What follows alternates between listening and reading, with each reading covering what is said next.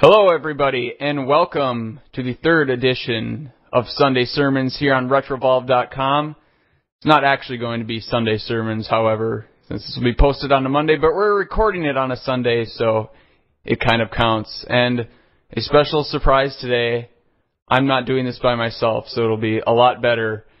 This week, I have with me a contributor to Retrovolve.com, as well as our sister site, GeekParty.com. Mr. Tim Evans. Tim, say hello. Hello. Very nice. We didn't rehearse any of this at all. We're just kind of flying by the seat of our pants, if you will. But we're here today. We're actually going to discuss our favorite NES games of all time, and the goal is by the end to put together a list 10-1 of the best NES games. Maybe not the best, would probably not be a good descriptor of this list. Yeah, our best, our favorites.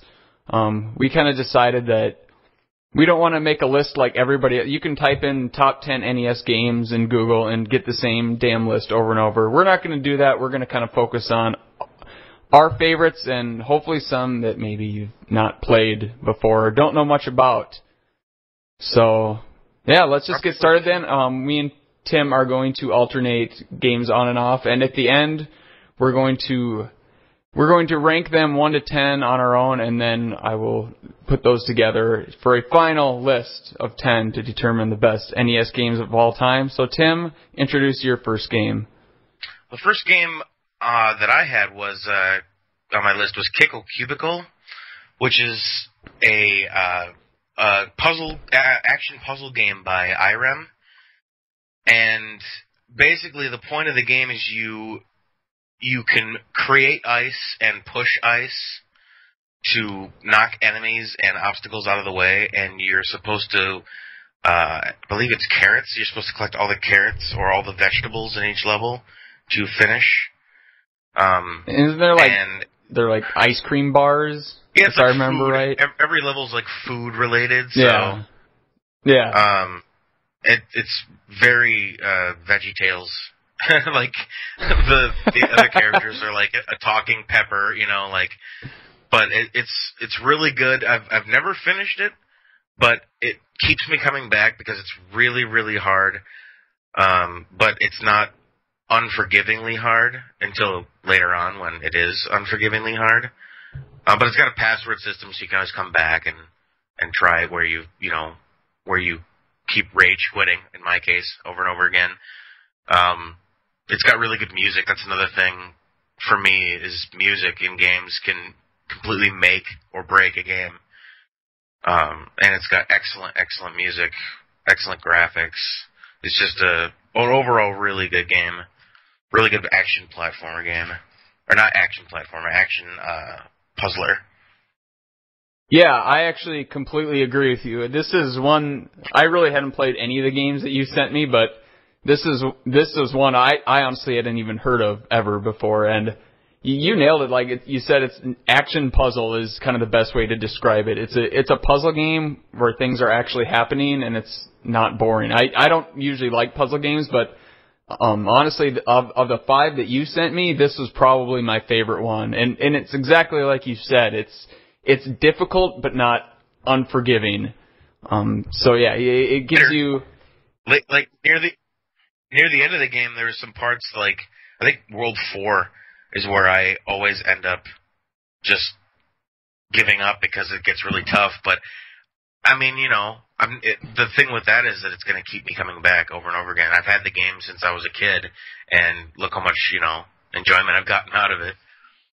Right, yeah, I didn't get very far. I think I got maybe past the first world, just because I just had such a limited amount of time to play these games. But it's definitely one that even after finishing this podcast, I'm going to go back and play, because it's really easy to, like, I didn't read anything about it. I didn't have to go find a manual online. I could just sort of pick it up and figure out what to do. And yeah, it took me about 2 minutes to figure out what to do, which when I go back and play old games like this that I haven't played, that's what I really look for. Something I can just fire up and figure out how to play and, have fun with, and that definitely fulfilled all of those qualities for me. So this one's actually going to rank pretty high for me. I'm not going to reveal my rankings yet, obviously, but I really did like this game. I was super impressed by it. Was this one that was actually released in America, or is this strictly import? Okay. Yeah, no, it's American. Yeah, like I said, I hadn't heard about it when I was a kid either. Till you know how little kids trade NES games. Like me and my cousin would always on the sly trade games, and another game on my list actually, I traded him for this, and I had never heard of it before. But the cover, the label on the game, I was like, ooh, I want this game.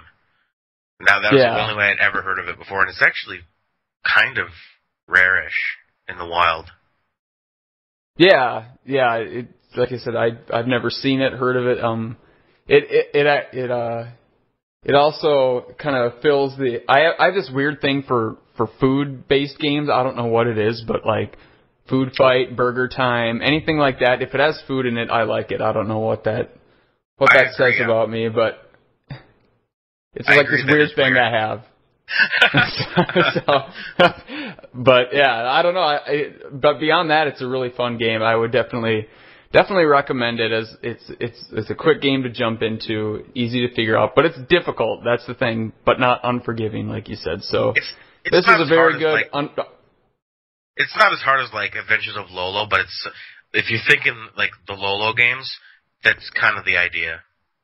Yeah, no, that's exactly what I first sort of thought of when I started playing this game. That probably the best comparison to a more better known game would be to the Lolo games, certainly.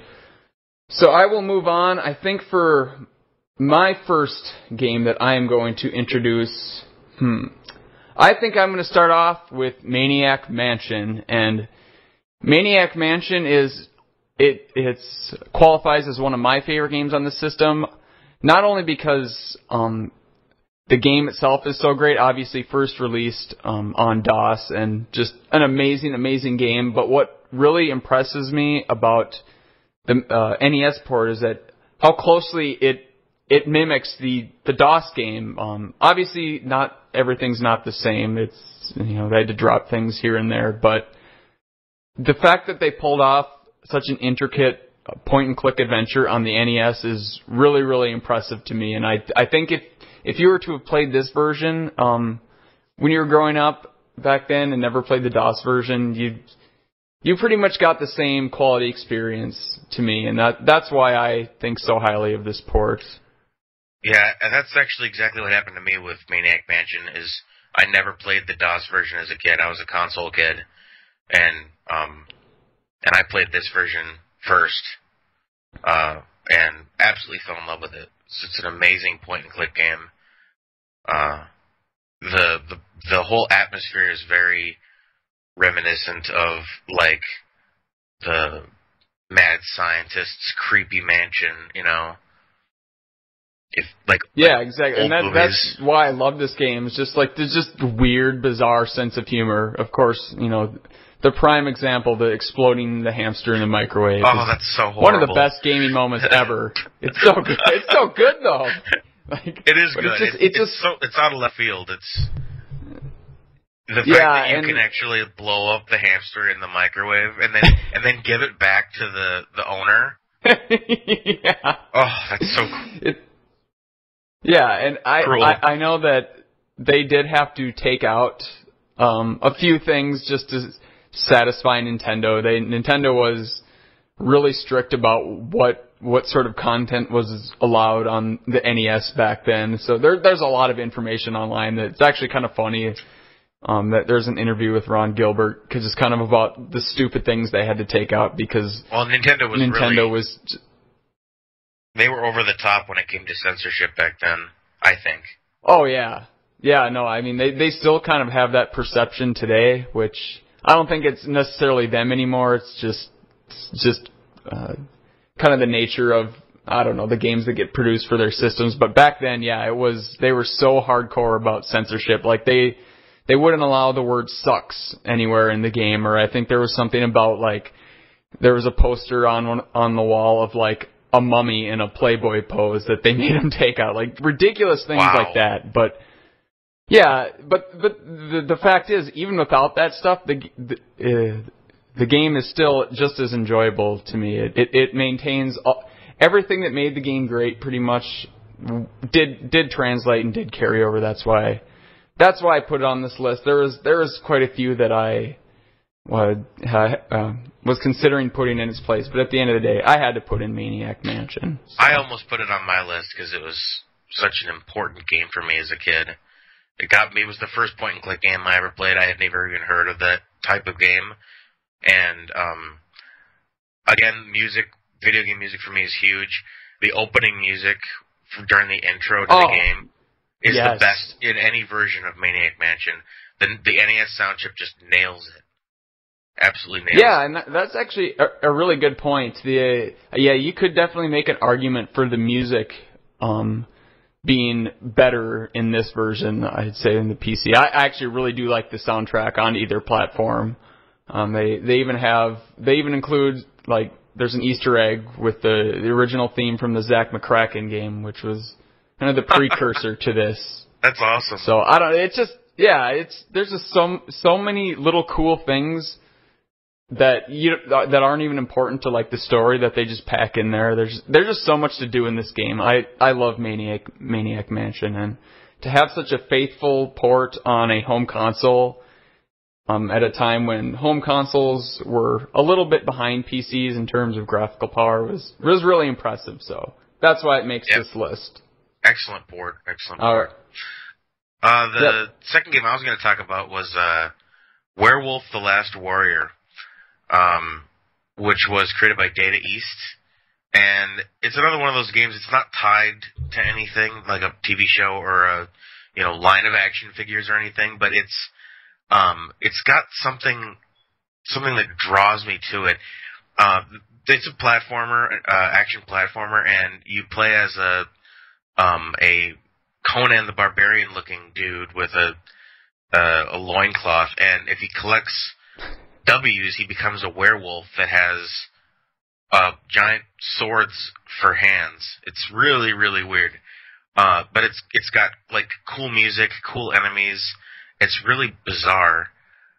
And the premise is interesting to me. I'm a big fan of, like, old monster movies.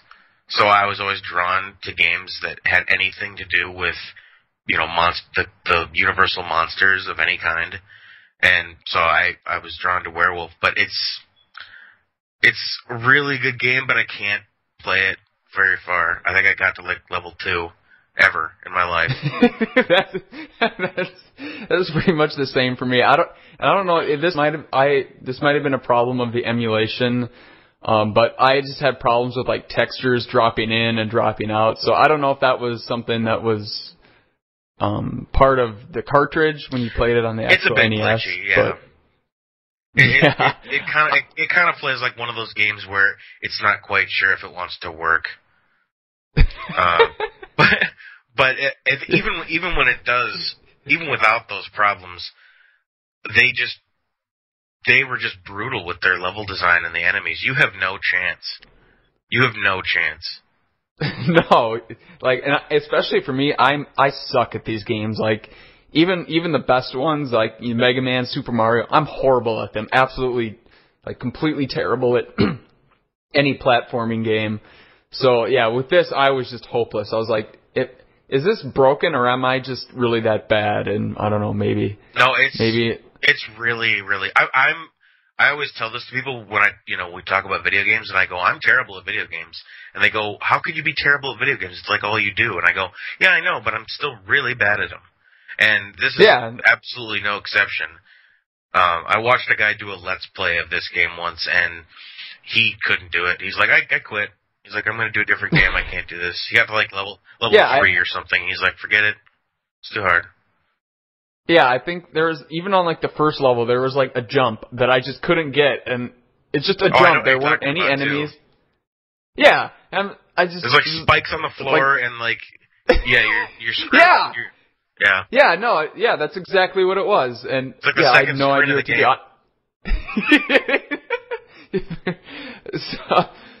Okay, so we spent some time kind of crucifying this game. So, but what exactly is it that made you put it on your list, your top 5 NES games list? It's hard for me to define why it needs to be on my top 5, but it does need to be on my top 5. And I think the reason, at least the one I could come up with when I was looking deep inside my soul for why I love this game, is just the premise. It is so cool for a video game. They don't do it enough, where you're a dude who turns into a werewolf. I mean, Altered Beast, sure, whatever. But this is just like, you're this naked dude, and the game gives you nothing. You start off in front of a sign in front of a sign and some bigger naked dude coming at you, and what do? You punch him. That's all you can do is hitting this naked guy who's swinging his head at you. It's just such a weird experience that I love it, because it's so weird. Yeah, I actually do kind of understand where you're coming from on that. I certainly am a appreciator of all things just weird and bizarre. So in that aspect, I guess I can sort of empathize with your love for this game. But just being that I only played it like once or twice, it just didn't really do anything for me. But now that you've explained it, I kind of do understand why it would make the list for you. I'll put this out here too. I like bad games, so my value system is a little bit skewed, I suppose they would say. Yeah, that's kind of how it is for me too. It's like there's the really good games, and then there's the really bad games, and those are the ones I like, and then everything kind of in between is just whatever to me. But it's just, you either got to be really good or really bad. Yeah, it's got to have something that pulls really me in, enjoy. And the game either has to be so good that I have to play it, or so bad that I have to feel it. Yeah, no, I completely agree. All right, so we'll move on from that for now. I think the next one I'm going to discuss is, I'm going to throw out Tecmo Super Bowl, because I've just been waiting to talk about Tecmo Super Bowl. I've been waiting for you to talk about Tecmo Super Bowl. Oh, God. I love this game so much. This would probably qualify for just my top 5 favorite games of all time list. Any system, any genre, period. I love Tecmo Super Bowl. To me, there has not been a more fun football game made since Tecmo Super Bowl, and it just has everything that you need. It has it improved upon the original Tecmo Bowl, which is a really similar game, pretty much the same exact gameplay with the addition of more plays. But it has all the licensed teams, pretty much all the licensed players, with a few exceptions, of course. But I don't know, it just really captures early '90s NFL football, Definitely. And it's fun to play. Like, I don't know how much more I can sell it, beyond that. Even down to like the cheesy halftime shows with like the marching band and like the cheerleader whose skirt lifts up ever so provocatively. It's hilarious. That's part of the charm. No, yeah, it is, and like the whole presentation of the game is just so flawless to me that like I said, it's one of my favorite NES games, one of my favorite games of all time. Period.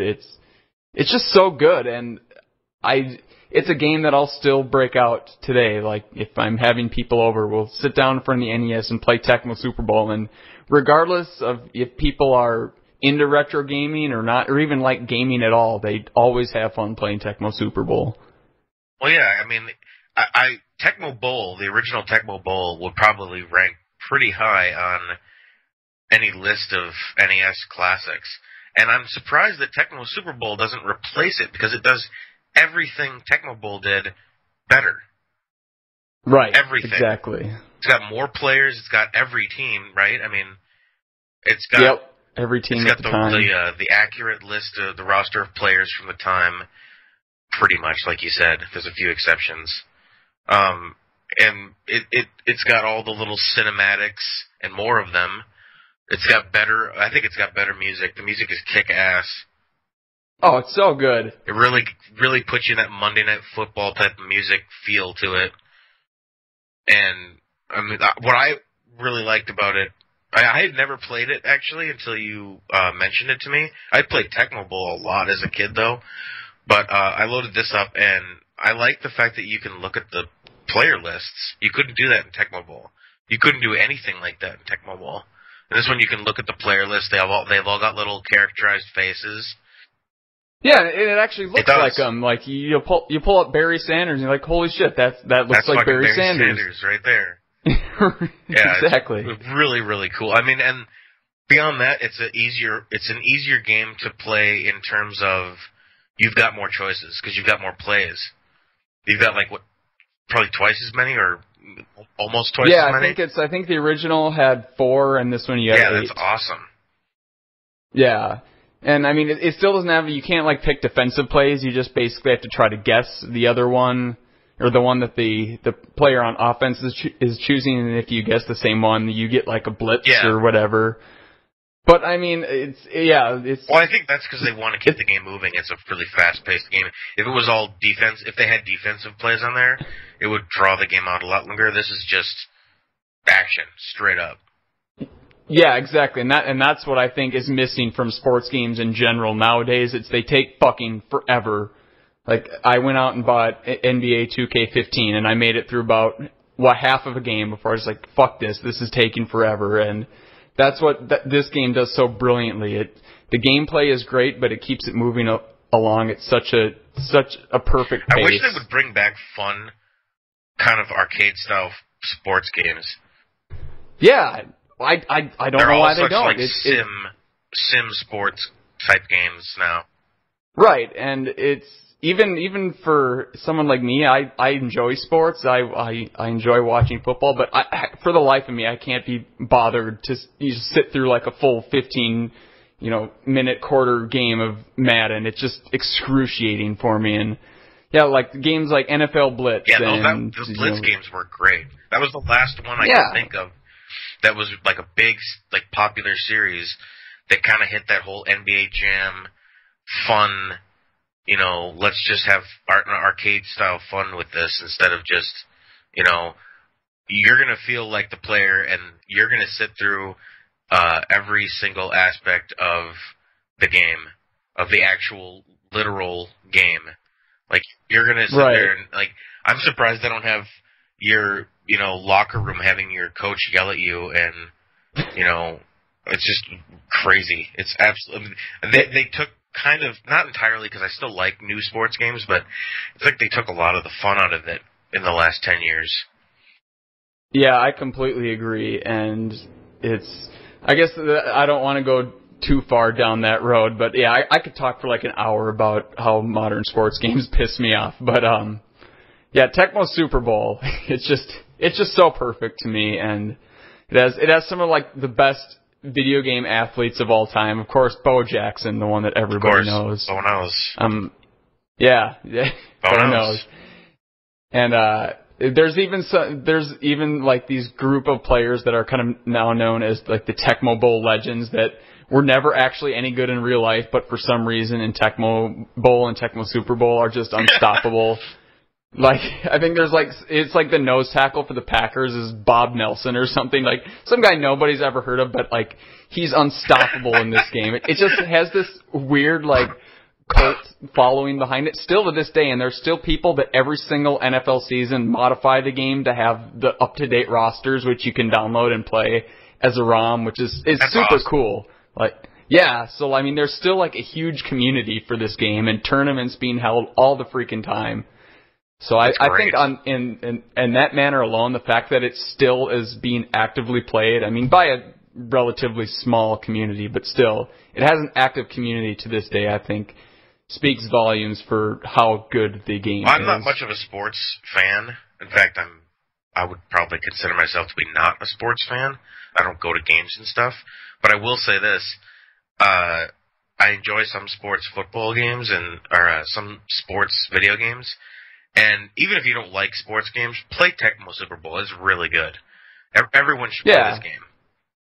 Yeah, and I don't even think you really need to understand the rules of American football. I don't. I don't understand them at all. Yeah. But I can play the game. Yeah, exactly, and it's fun. Yeah, it's really fun. It doesn't get old. That's another. It's like one of those kind of NES games that it's never going to age. Yeah, exactly. Like I said, there's some games that I enjoy from back in this era that I can play, but like after half hour, I'm kind of like, all right, I get the point. I took my stroll down memory lane. Now I'm going to do something else.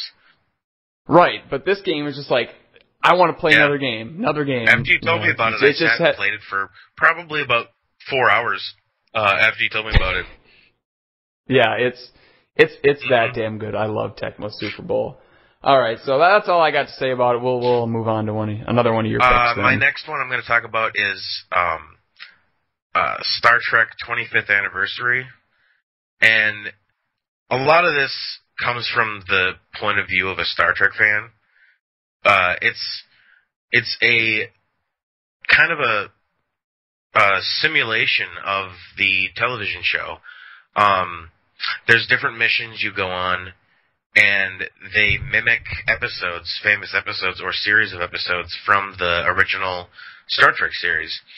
And the action parts are kind of a isometric top-down view, and you find clues, you find items, you have to complete objectives for various people on various planets. And then in between the missions, you can explore space, go to different planets, find new stuff to do.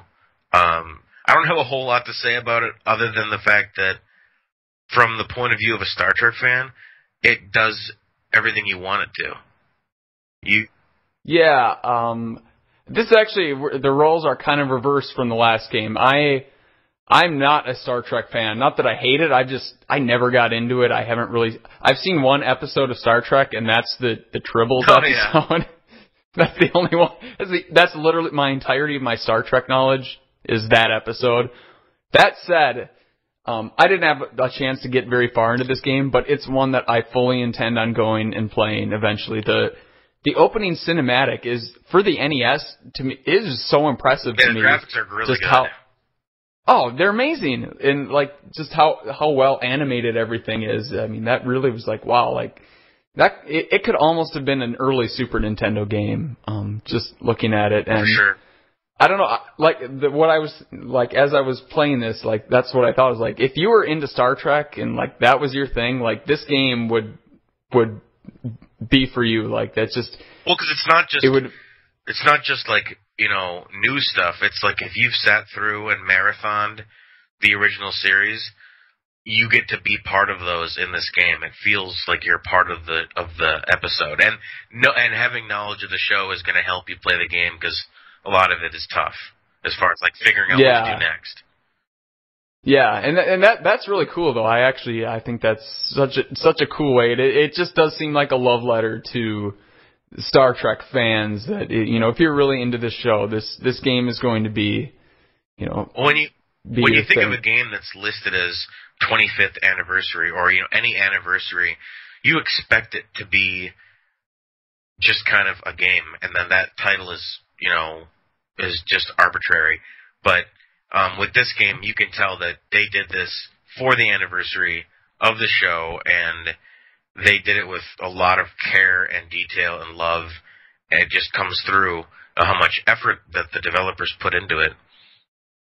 Yeah, I agree, and that's completely apparent to me, even as somebody who knows next to nothing about the show, that they really did their research and tried to mimic the world that is present in the television show in the game. So I really, really want to go and play through this game at some point. I mean, who knows? Maybe I'll even watch some of the show. I mean, I can see this game as being a good jumping on point for people who haven't seen the show, that they can get into it because of this. Like, hey, I want to see that. That episode sounds kind of cool. Yeah, like now that you're telling me that they're like the first sequence of the game is you like walk down to this village and it's a village of cat people. And like, that just like I want to. If there's a TV episode about this, I want to go watch that. If you watch the old show, it's really like cheesy sci-fi goodness. Yeah, with a lot of smarts thrown into it too. But you're definitely going to get that whole B-movie sci-fi monster type feel to it as well. Right, and that's the weird thing. It's like Star Trek is something that like I would enjoy. Like it has all the qualities that I look for in things. Just I've never gotten into it for whatever reason. Get into it. Maybe this will be my jumping on point. But I do eventually want to go back and play through, at least get farther into this game, because I didn't have much time to really explore much of the action sequences to it and the exploration and puzzle solving. I just kind of real introductory, kind of just explored the beginning world. But by all accounts, it looks to be an amazing game. And for what little I saw of it, I was extremely impressed. Yeah, I don't have anything else to say on it other than if you're a Star Trek fan, or even if you're not and you're just kind of curious, pick it up, give it a shot. It's a good game. All right. We'll transition from that in. My next pick is going to be this is probably the most, I don't know what the word would be. This is one of the games you'd probably more expect to see in a list like this, and that is Mike Tyson's Punch-Out! Oh. And even though it is sort of a cliche top 10 NES games pick, it's so good that I can't not put it on this list. And I played it so much as a kid that it would just be silly of me to leave it off. It needs a place. I'm sure. Yeah, and I'm sure everybody's played Punch-Out!, so I don't think I need to explain much. But if you haven't, it's basically a sort of video game version of Rocky in a way. You're just kind of this no-name scrub from New York that just kind of works his way up. You start out by facing kind of the jobber guys in the boxing world. I think the first guy, Glass Joe, yep, and he's pretty easy to beat, but eventually once you ascend the ranks, and it gets so hard later in the game, like especially if you make it to Mike Tyson, who's got to be one of the most just brutally difficult bosses in the history of gaming. Have you ever beaten Mike Tyson? I haven't. I want to say that I did when I was younger, but I think it might have been an emulation, and I may have been cheating. When you had the twitch reflexes of a 9-year-old. Yeah. Yeah.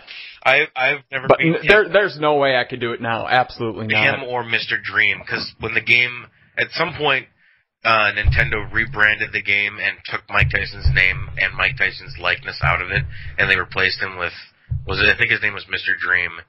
Yeah, he's exactly the same as Mike Tyson. He's not Mike Tyson. Yeah, it is the same exact fight, just a different character model. And I actually should have read. I want to say that maybe this had to do with his legal troubles, or maybe the just license. It was legal troubles. Okay. He was accused of some sort of assault, and that was why Nintendo was like, oh, again, going back to Nintendo's like being afraid of anything looking bad on them. Maybe this was a good move on their part, but Yeah, as to say, this one's a little more understandable. I think this is a little bit better of a choice than to take away a mummy doing Marilyn Monroe's Playboy pose. Right. But yeah, kind of going back to the gameplay, like you said, it is very sort of Twitch style. You have to lightning quick reflexes to. I think about like halfway through the game is when it really picks up in difficulty, and there are little indicators that you can see the boxers do to let you know when they're coming in with a haymaker, and you can try to dodge it. But it's like you said with Kickle Cubicle, it's very challenging. But at least in the first like 75% of the game, it's not like unfairly difficult. There's a nice Maybe curve you could. To it. Right, exactly. So it kind of eases you into it and gets you comfortable with it. But no matter how comfortable you are with it, you probably won't beat Mike Tyson. Yeah, I think I want to try to go back. Yeah, it's ridiculous. Like, yeah, I want to go try and like play it again. I sat now, down, not even a month ago, and I was like, I'm gonna beat Mike Tyson. I am done with this. I've been trying to beat this guy for 20 some odd fucking years, and I'm going to punch him in the face, and I'm going to win. And I sat down, and I put that password in to get back to Mike Tyson so many times.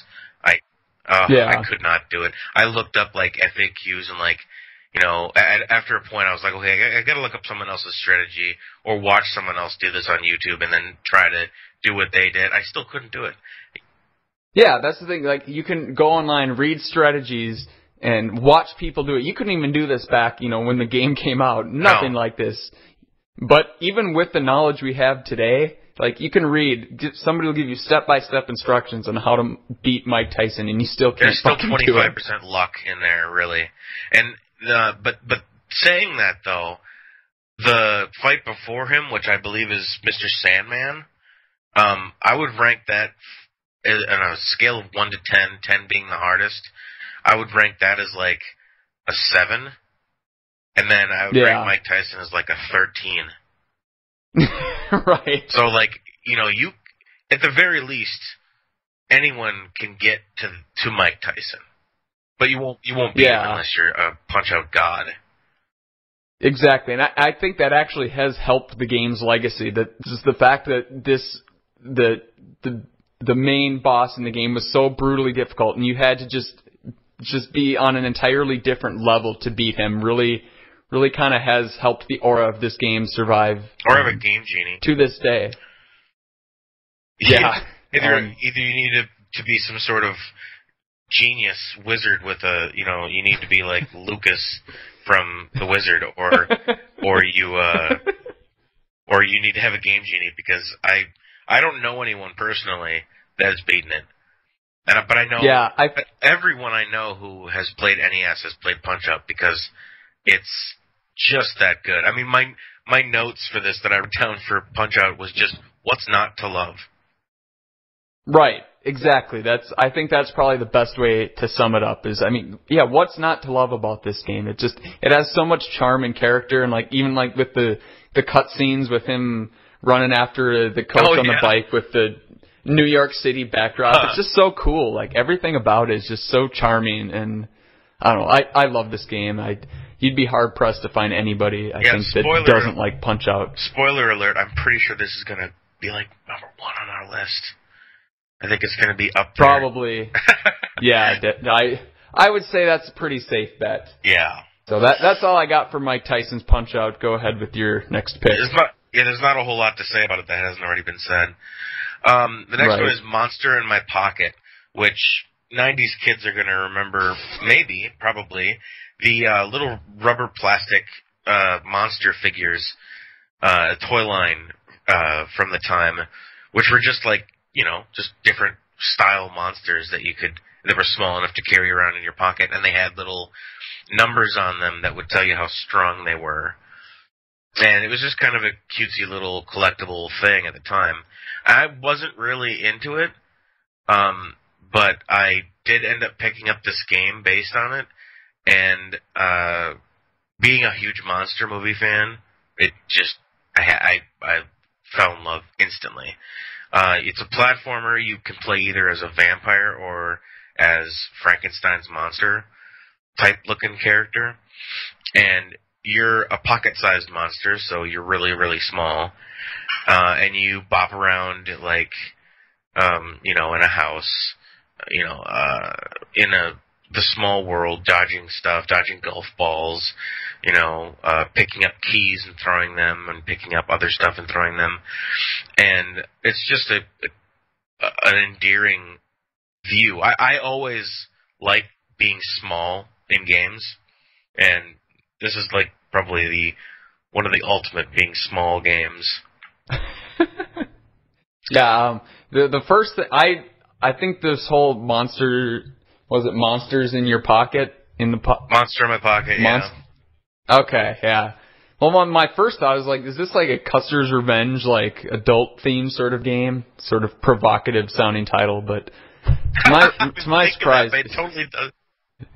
Right. Like especially at that beginning animation in the game where it's just like a pocket and then just like this little bump starts protruding out. I'm like, what the fuck is this? What did he pick?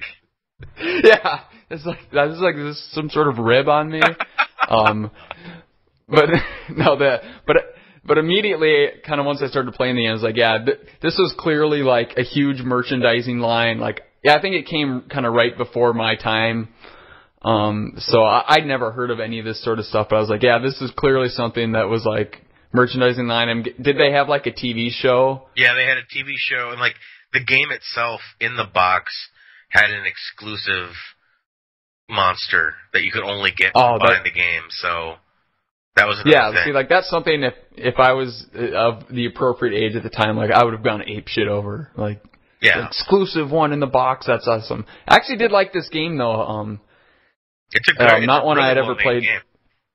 No, it is. It absolutely is, and it.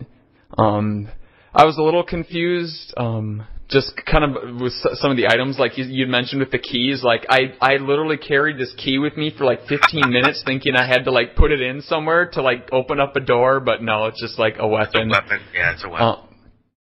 Yeah, but the music's cool. I really like the environments. I actually, as stupid as it probably kind of came off to some people, like just the whole being small thing. There's just something, endearing about it. I feel the same way. It's just like especially on these older systems to see like items or like textures, like really like things that are small, like really textured, really. I don't know where I'm going. I'm trying to explain this thought in my head. It probably doesn't make any sense. I know what you mean. Like they can take something that's really small in the real world and they render it in these 8-bit graphics and they render it so big that it's detailed. It looks really decent. You put it. Yeah, what you said. That's more or less what I meant to say. And it was really cool to see objects like that really come off the screen in such detail in a way that you didn't really see much of because. I mean, in a lot of other great games for the system, no knock against them or anything, of course, but like The Legend of Zelda, stuff like that, it's so epic and it's just such a huge world that you don't get that sort of detail in it's the opposite end with of the item. Right, and like it's not saying anything bad about either one, but I did kind of enjoy that perspective in this game, and it's just the gameplay mechanics are really cool in the game too. Like it's kind of your standard action platformer, but I really. No, go ahead. Go ahead. I don't even know where I was going. I was kind of rambling. Chippendales Rescue Rangers has a lot of that. The Capcom game based on the TV show Chippendales Rescue Rangers, they had a lot of areas that you were small in, but those levels were really weird. Like I remember the kitchen level. Or whatever, and you had to like jump on spigots and jump over sinks and jump over ovens, but it made no sense in the long run. Like if you were to step back and look at this kitchen, it would just be a mess of like burners and sinks and like coffee cups on top of like the stove. It makes no sense. But in Monster in My Pocket, like you're going down the stairs, now you're in the entryway, now you're in the doorway, now you're outside. Like, it makes sense. Yeah. If you were to back up from it, you could see this room. Yeah, like the level design made logical sense to a real-world environment. Absolutely. Right. And I like that about that. But like you said before, there's something about being small in games. It just draws me to it. And this game does a really good job of it. Another thing that's good about the game, for me, is that it's incredibly easy. Like, it is.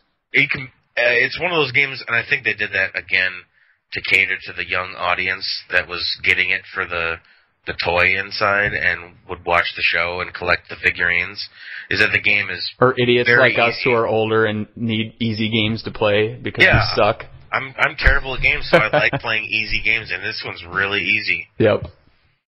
Yeah, and I did actually like that about it. Like I said, the platforming was simple enough, and the enemies weren't so brutally difficult that you didn't feel like you were overpowered like with a lot of other action platforming games at the time. Of course, earlier I mentioned Mega Man, which to me, those games, like, I can get why people like them, but to me they're just like, it's just like this untouchable thing that I will never be good at and I don't even bother with. But yeah, I did like this game.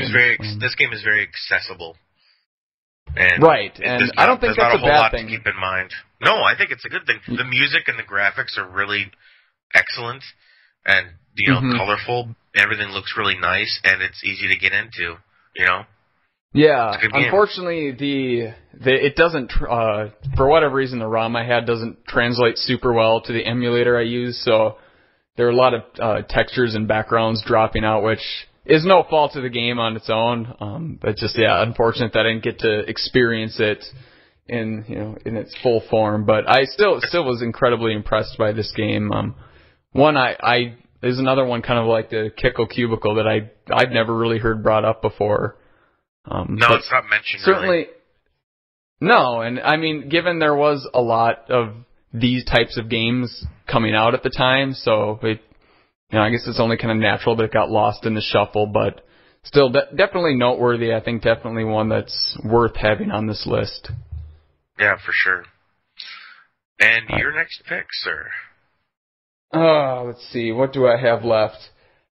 The next one I will do is Princess Tomato in the Salad Kingdom, which is by far the most stupid video game title. Maybe not the most, but it's an incredibly stupid title, which is what made me kind of pay attention to it. I hadn't actually played this until a couple of years ago. That is the best title for any game. Yeah, it's either the worst or best depending on how you look at it. I guess probably more the best. But I actually I can't. Yeah, it's like that's what I thought. I was like, is this some like weird homebrew that some guy made as a joke? Like, what's the deal? Yeah. But I saw it when I was perusing the Wii Virtual Console. And I think I was like, me and my roommate at the time were drunk and was like, oh, let's get this Princess Tomato game. It'll be hilarious and stupid. And to our surprise, like 8 hours later, like 6 a.m, we like just forgotten all about the partying we were going to have. And we're just so focused on trying to progress in this fucking like adventure game about anthropomorphic fucking vegetables. Like, it was the weirdest thing. Like, I can't, like, I'm trying to think of reasons, like, to convince people why this game is good, and I can't, other than, like, I just couldn't stop playing it for whatever reason. It's, like, it's a pretty standard adventure game, to be honest, aside from the characters being produce, but, I don't know, I'm really at a loss for words to what to say about it. Well, it's kind of like it's like a point-and-click game with vegetables. Really, I mean, it's not a point-and-click. It's more like a Deja Vu or Uninvited, but with cucumbers and melons. Again, going back to like my video game food fetish. Like food. I remember hearing about it and thinking again that it was like a joke. It was like something that you'd hear someone mention on The Simpsons, and they go, I'm playing Princess Tomato in the Salad Kingdom. And you'd think it was a joke, but lo and behold, it's a real game. And, you don't play as Princess Tomato, do you? No, you are like, it's honestly been a long time since I've actually played this game, but yeah, you're like, I think it's like a Princess Zelda situation where you're trying to rescue Princess Tomato and you're like Prince Kumquat or something. Yeah, I think that's what it is. Actually, I was gonna say Brussels sprout, but yeah, you're like. I like Brussels sprout much better. You're like Commander Kumquat, and you gotta go after Princess Tomato, and you've gotta you gotta find items to give to people to let you through areas, and explore the countryside, which is all made up of like, lettuce and eggplants and stuff. Yeah, I remember there's like this cranky old corncob man that would not let you. Oh yeah. He always pissed me off because you'd like request things and then you'd bring him like what you thought he was talking about and he would just, nope, that guy always fucking pissed me off. Like you describe it's pretty stereotypical like point and click video game mechanics, like find this item, give you've got to person over on the side, like look.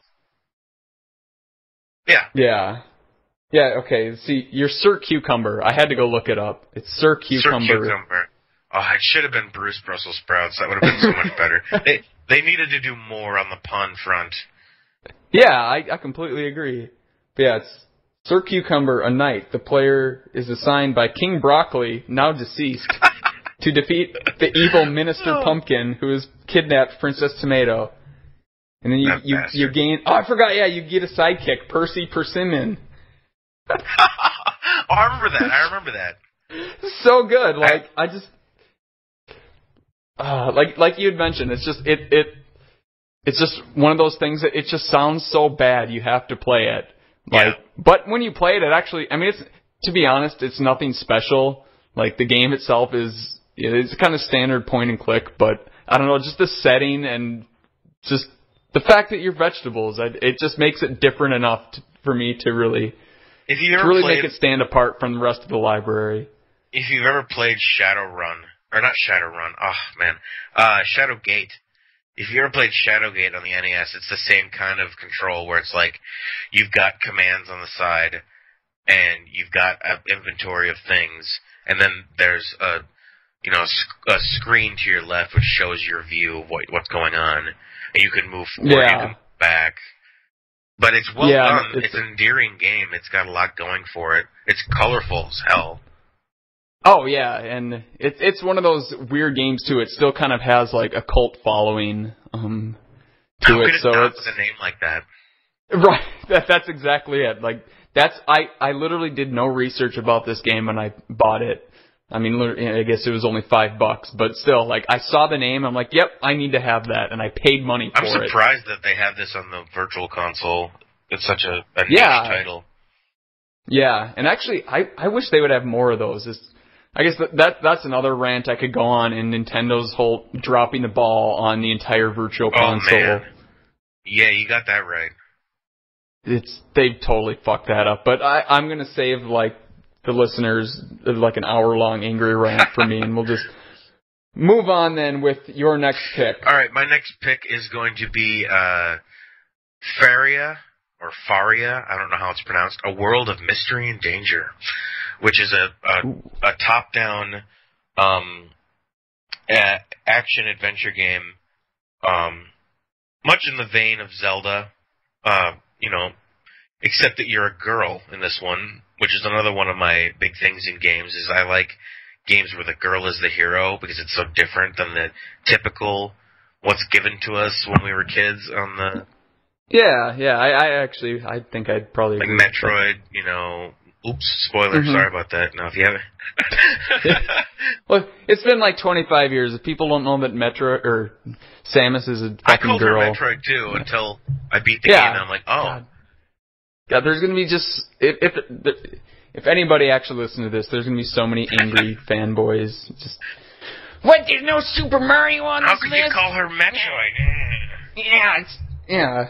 Anyways, go on. No, it's like a Zelda game. The Fairy is like a Zelda game, and you're... The story is really strange. I'm not going to give anything away, because it's interesting as it unfolds. It's one of the major... I think one of the major pluses of the game is the story is well done and interesting. But the draw for me, and what I'm going to talk about, is the fact that the game is like Zelda on steroids. It's a really hard Zelda type game with RPG elements, like getting experience and fighting more enemies and getting money, and you have a sword, you walk around, you get into a random battle like, Final Fantasy or Dragon Warrior, and then there's a bunch of enemies you have to hit with your sword until they're dead, basically, and then you get money and you can go buy better weapons and armor. And it's really challenging, and it's not, I wouldn't say it's like unfairly challenging, but it's getting there, because the game doesn't, even though the story is good, the game doesn't give you much direction on where to go or what to do. You've just got to kind of brute force try everything until you figure out where you're supposed to go, and by that time you're probably going to die. Right. Save like Zelda. I really enjoyed how it kind of does the Final Fantasy thing where it's like random encounters, like as far as like with enemies in the wild go, and then but instead of like a turn-based thing, it zooms in on your character, and you literally just have to fight them just like Zelda, which I thought was really cool. And I enjoy that a lot more. I don't really like turn-based RPGs. I don't have the patience for them. I like being able to actually determine like when my blocks and my sword swings are. The whole turn-based thing never really did anything for me. But this takes the elements of those turn-based games that I do enjoy and adds them with a Zelda-inspired combat system. And it's so I thought that was brilliant. This is another one I had heard of this one, but I never really played it until you'd mentioned it for this list. And this is one that's definitely with Star Trek is going to go on my list of games I have to go through and finish because I really enjoyed the premise of this game. You're not going to go through and finish Werewolf? No, God. Yeah, it's not a perfect game though. The music is really cool and eerie, but it's grating as hell. I mean, like ear-bleedingly grating at times, especially in areas where you're lost and you're trying to figure out where to go, and it's the same looping music over and over again. It's gonna make you wanna like cut your ears off and never hear anything again. Yeah, I actually think I played this last night while I was watching Semi-Pro, so I didn't really listen to the music. That's probably a good thing. It's good music. It's eerie and it's moody and it fits, but it's also not really well programmed into the game, so it sounds really piercing. Yeah, fair enough. But you had mentioned that the story is kind of a big plus for this game, and it's something I didn't really have an opportunity to get into much, but I think especially when these early RPGs have a really engrossing story, that really especially helps to kind of set them apart, because as good of a game as Legend of Zelda was, it's not on my list for this podcast, but it is a game I love. I absolutely love the original Zelda, but I mean there's not much of a story to it really. Go kill Ganon. Go get right, Zelda and back. sometimes that's fine. Exactly, that's fine. But sometimes you want more than that, especially when I came into this game I was a little older, and I had already played Final Fantasy, which had a little bit more story than Zelda, although not much. And I had already gotten into reading like adventure stories and fantasy novels, and I'm big into role-playing games. I will say that I am big into the turn-based role-playing games. It's like probably my main genre. Like I said, it's not that I hate it. I just suck at it. Like I maybe I just don't have like the mental capacity for all the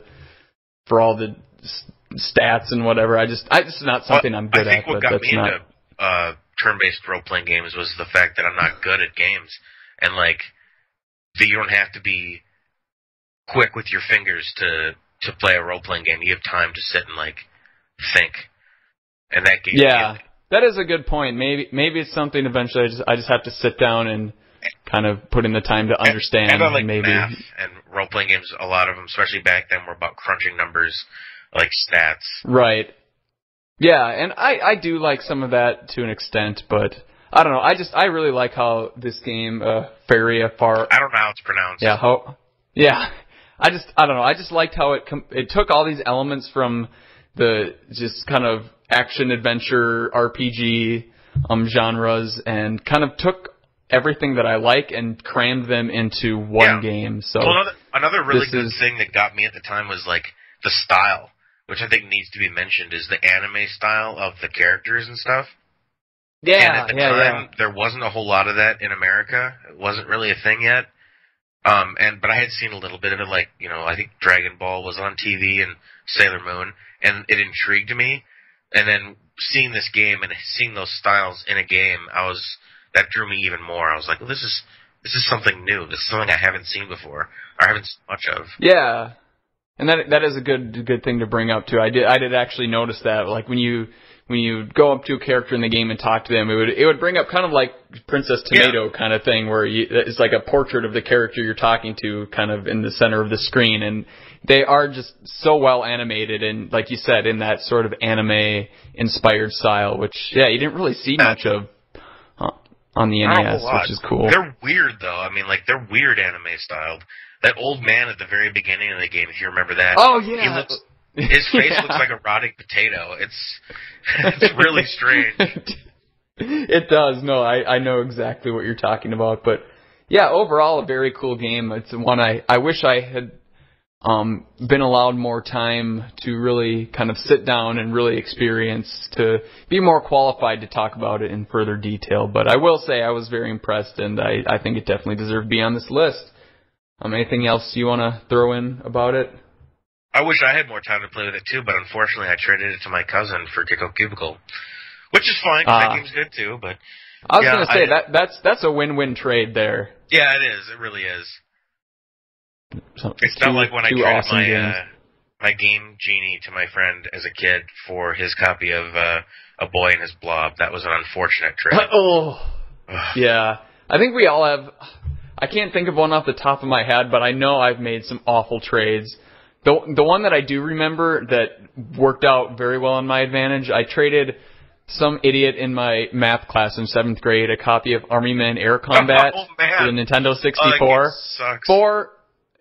Not only was it a shitty game, but I traded it for like a near mint condition, fully working NES with Super Mario 3. I don't know how I got this idiot to agree with that, but I did, and I had that NES till about a year ago, and it finally went kaput on me. I hope he's listening. If he's listening, haha. Yeah, enjoy your fucking Army Men Air Combat for Nintendo 64. Oh, man. All right, so I think we just have one left then. Yes. Looking at the list here, my final pick, a game that I love, and for just kind of the reasons, some of the other reasons that I haven't really discussed with the other games, but this game is just so ridiculous and stupid. That's another thing that I really enjoy in, movies, music, games. It's just silly and stupid and ridiculous, and that is Vice Project Doom. And it's sort of like a combination like Spy Hunter / Contra / Streets of Rage, like all of those just into this 8-bit ball of awesomeness. And like it starts out, you're in like I said, a Spy Hunter kind of vertically scrolling driving level. And then, like, your car blows up and your guy rolls into, like, this platforming stage where he's, like, fighting, like, pumpkin-headed wizards. And it's so bizarre. Like, it's in this, like, post-apocalyptic, like, sort of environment, but there's, like, shamans, like, shooting spells at you. I don't know, maybe I'm just completely misinterpreting the sprites. No, that's how I got it. It's just everything. Yeah, it's like medieval, like Asian mythology combined with like post-apocalyptic, like it's so weird. I just Blade Runner. I can't even explain it. Right? Yeah, exactly. That whole like Asian cyberpunk. Right, exactly, and but it's brilliant, and it controls so well, and it's just such a freaking blast to play, and like the music's great in it. There's just, like I said, it's not terribly like revolutionary. It's a lot of things that had been established in games prior to it, but it just kind of rolls them all together in this ridiculous ball of fun. Yeah, for sure. It's got a lot going for it. It's got a lot of variety going for it too, with the driving stages and the side-scrolling stages. And the cinema style, like the in between levels, seeing the cinema like Ninja Gaiden, where it's got these little vignettes. That was awesome. Oh yeah, I completely forgot to mention that. And like some of the dialogue is just so hilarious. Oh yeah, it's like straight out of 80s B movie, B action movies. It's like just the whole package of this game with the driving and the platforming and the cheesy cinematics. Like Big Trouble in Little China on NES or something. The style of dialogue going on. And actually, I don't know if this has ever been confirmed in an interview, but if you've ever played Far Cry 3 Blood Dragon, like the cinematic style of that is like directly pulled from this game. Like it looks like the same person did it, at least to me. Like that's the first thing I thought of, at least, like during the cinematics in Far Cry 3 Blood Dragon, where it's kind of like the 8-bit style with like the subtitles below it. I was like, holy shit, this is like Vice Project Doom. I don't know if that's just a coincidence, but to me, I played Far Cry 3, but I haven't played that. Oh yeah, Blood Dragon. Do you know much about it? I don't know anything about it. I mean, I know it's a DLC for Far Cry 3, right? Yeah, well, sort of. It's like a standalone DLC, and it like takes place in the future, and it basically tries to be like an 80s B That's movie. awesome. It really doesn't have much to do with Far Cry 3 at all, which kind of confused me as to why they named it Far Cry 3 Blood Dragon and not Far Cry Blood Dragon, because it has absolutely nothing to do with Far Cry 3. It must use the same engine or something. Yeah, but I don't know, but even today there are people kind of using that style of cinematics that were introduced in this game, which I think is, I don't know, I think it's kind of cool. Yeah, I really like the cinematics. I like the character designs and the ridiculous, over-the-top story that just kind of twisted left and right. Right. I played all the way through the game as a kid and as an adult because it's really good. It's one of those games I go back to time and time again. It's right. not too difficult. I really like that too. Again, it's not the kind of game that you can't beat. Yeah, exactly. I unfortunately have never actually owned a hard copy of this, but it's one when I open up like my emulator and like, all right, what do I? Not that I condone illegal emulation. No, of course not. No, we don't. No. But every time I see that, I'm like, yeah, I got to at least play through it for a little while. It's actually pretty common to find in stores and stuff. I think I don't have my copy anymore, but I did, and I think I got it for like $9. Like, it's not too hard to find. It's not too expensive. It is worth it if you see it. If you're out there like perusing used NES games or whatever, and you see it for even, I would probably pay up to $30 for this because it's that good. Oh, absolutely! Like this is one that. You know, there are a lot of games that I want, but I'll wait till I come across them in like a thrift store or something.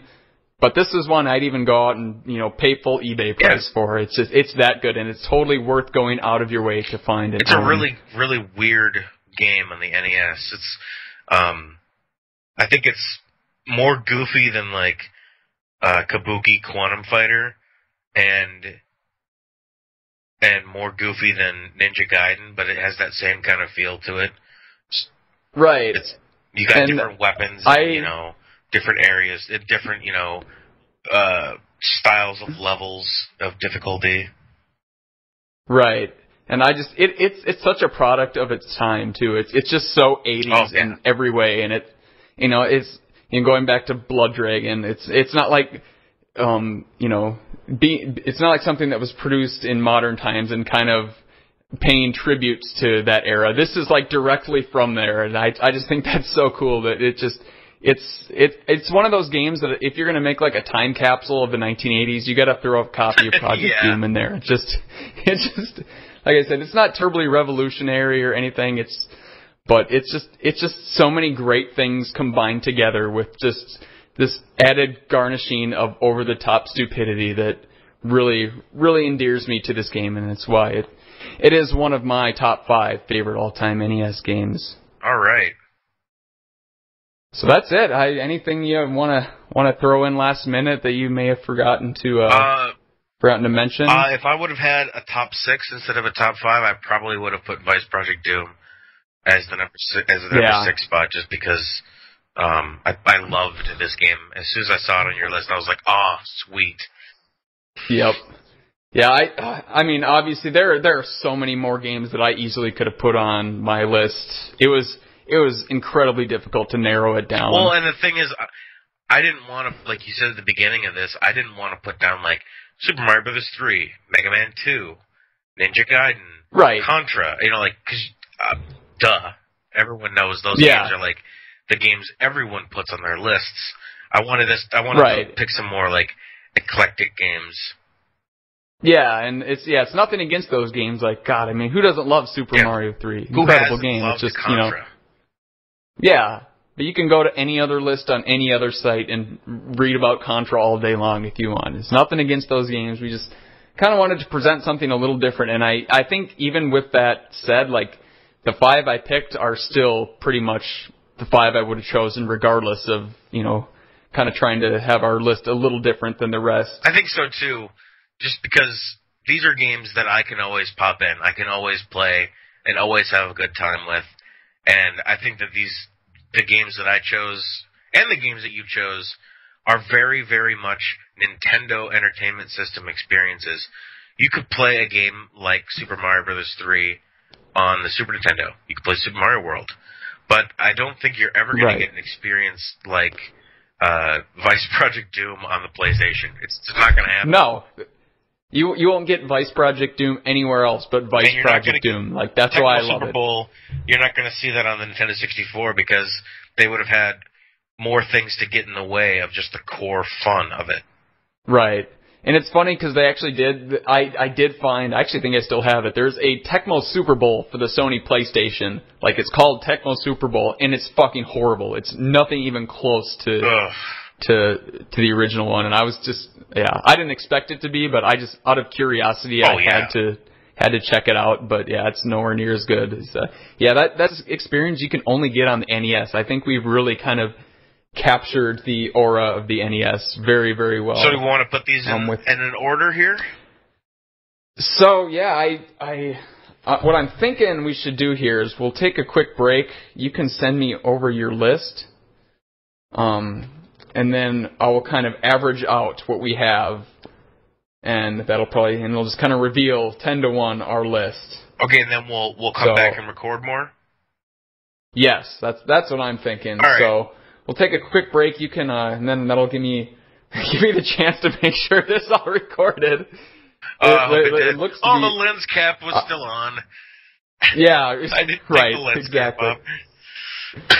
But no, it appears to still be going. So with that said, we're gonna take a quick break here. We're gonna put this list all together, and we will be right back with our definitive final list of the top 10 games for the Nintendo Entertainment System.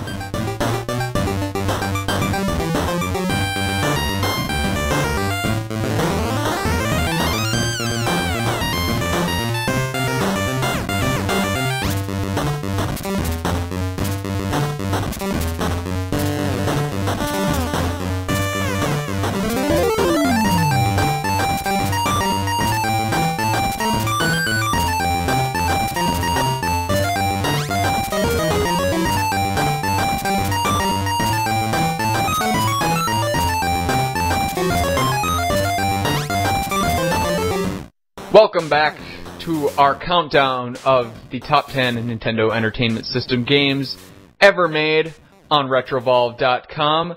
We have compiled our list together, and how this is going to work, I basically set up just a quick Excel formula that averages out our rankings, and if there are any ties, it would take the one that got the higher individual ranking. Say if one of them one of us gave one of the games a 2, and the other one's highest rating was 3. The one that had 2 would win, but that didn't happen. We didn't have any ties, so that worked out well.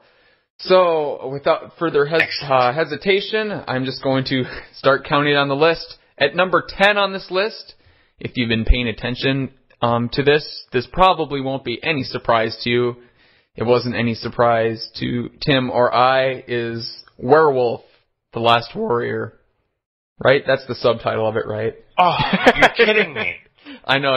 You're expecting me to rate that the top spot. Number one. Number one with a bullet. Yeah. Yeah. But hey, it made the list. It's in the it's a terrible, terrible game. Yeah, I can almost guarantee you we are the first ever, to put this on a top 10, and probably the only one ever for all eternity. From now until the end of human civilization, Retrovolve.com will be known as the only website to put Werewolf on their list of top 10 NES games.